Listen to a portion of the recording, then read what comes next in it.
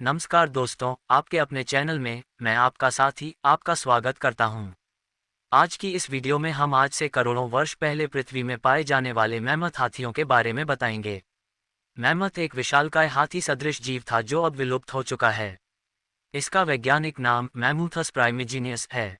ये साइबेरिया के टुंड्रा प्रदेश में बर्फ में दबे एक हाथी का नाम है जो अब विलुप्त हो चुका है, परंतु बर्फ के कारण जिसका संपूर्ण मृत शरीर आज भी सुरक्षित मिला है। अनुमान लगाया जाता है कि फ्रांस में ये जंतु हिमयुग के अंत तक और साइबेरिया में संभवतः और आगे तक जीवित रहा होगा। मैमथ शब्द की उत्पत्ति साइबेरियाई भाषा के मैमथ शब्द से मानी जाती है, जिसका अभिप्राय भूमि के नीचे रहने वाले जंतु से होता है। चूंकि इस हाथी का शरीर सदैव जमे हुए बर्फीले कीचड़ के नीचे ही पाया गया है, अतः उस देश के किसान मैमथ को एक प्रकार का वृहद छछूंदर ही समझते थे। यदि आप 20,000 साल पहले बाहर कदम रखते थे तो आपको संभवतः सर्दियों के कोट की आवश्यकता होगी, यहाँ तक कि गर्मियों में भी। ऐसा इसलिए है क्योंकि पृथ्वी हिमयुग का अनुभव कर रही थी, एक ऐसा समय जब बर्फ की चादरें उत्तरी अमेरिका, यूरोप और एशिया के बड़े हिस्से को कवर करती थीं। ये वह समय भी था जब मनुष्य हाथियों के अब विलुप्त हो चुके समूह, जिन्हें मैमथ कहा जाता था, के साथ रहते थे। ये काफ़ी हद तक आज के एशियाई हाथियों की तरह दिखते थे। इन जीवों का शरीर पूरी तरह से विशाल बालों से ढका होता था और इन्हें मैमथ के नाम से जाना जाता था। आगे इस वीडियो में आपको इन्हीं विशाल मैमथ की कुछ प्रजातियों के बारे में बताने वाले हैं। तो चलिए बिना किसी देर के शुरू करते हैं। सबसे पहले आते हैं अफ्रीकन मैमथ। नाम से ही पता चलता है कि ये अफ्रीका के क्षेत्र में पाए जाते होंगे। मैमथ की यह एक सबसे पुरानी प्रजाति है, जिसका मतलब कि आप इन्हें दुनिया में आए सबसे पहले हाथियों में से एक भी मान सकते हैं। पृथ्वी पर ये तकरीबन 30 लाख साल पहले आए थे और लगभग 16.5 लाख साल बाद इस दुनिया से पूरी तरह से विलुप्त हो गए। पुरातत्व विभाग ने इनके कुछ पुराने अवशेष अफ्रीका के मोरक्को नाम के देश के अलग अलग कोनों में पाए थे। हाल यह है कि ये हाइट में इतने बड़े नहीं थे जैसा कि बाकी मैमथ में देखा जाता है। इनकी सूंड और इनका सर आगे आने वाले समय में पाए जाने वाले मैमथ से काफ़ी अलग था, जिसकी वजह से हम ये निष्कर्ष निकाल सकते हैं कि ये हाथियों के विकास के लिए कुछ सबसे महत्वपूर्ण प्रजातियों में से एक था। आगे हम चलते हैं नॉर्थ अमेरिका की तरफ, जहां पर आज से 4,20,000 साल पहले कोलंबियन मैमथ पाए जाते थे। इसके कुछ डीएनए सैंपल आर्टियोलॉजिस्ट को मिले, जिसकी जांच करवाने के बाद ये पता चला कि ये एक नहीं बल्कि कई सारे मैमथ का हाइब्रिड था।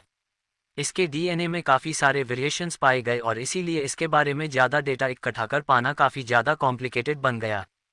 जो हमारे एशियन एलिफेंट्स आज के समय में पाए जाते हैं वो इन्हीं के वंशज हैं, लेकिन इसके एक और वंशज भी हैं जो एशियन एलिफेंट से भी पहले इस दुनिया में आए थे और उनका नाम है पिग्मी मैमथ। आप यकीन नहीं करेंगे कि इनकी हाइट की एवरेज सिर्फ 5 फुट 6 इंच ही होती थी। इतने छोटे होने के साथ साथ इनका वजन भी सिर्फ 760 किलो तक ही होता था। आपके सस्पेंस के लिए एक और मैमथ मौजूद है और इनका वजन 550 किलो के आसपास होता था और ये नॉर्थ अमेरिका के वेस्टर्न कोस्ट के पास पाए जाती थे।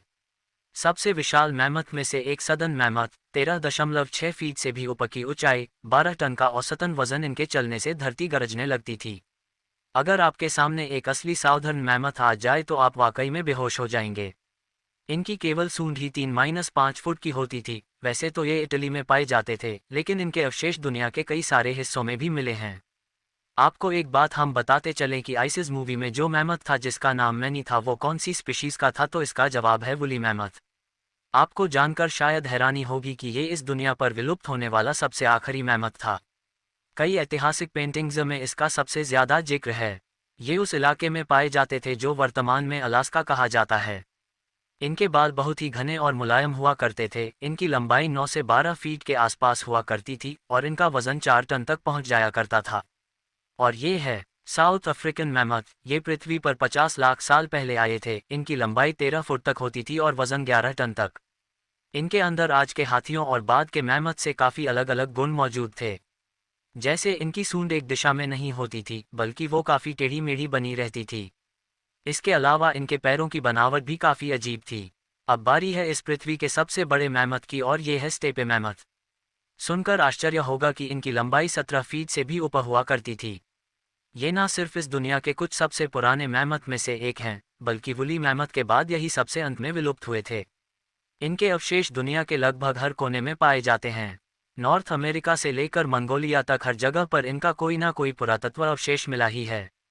लेकिन इनके आकार से डरिए मत, क्योंकि बाकी सभी मैमथ की तरह ये भी शुद्ध शाकाहारी ही है। पर घास फूस पर जीने के बावजूद इनका वजन 22 टन के आसपास पाया गया है।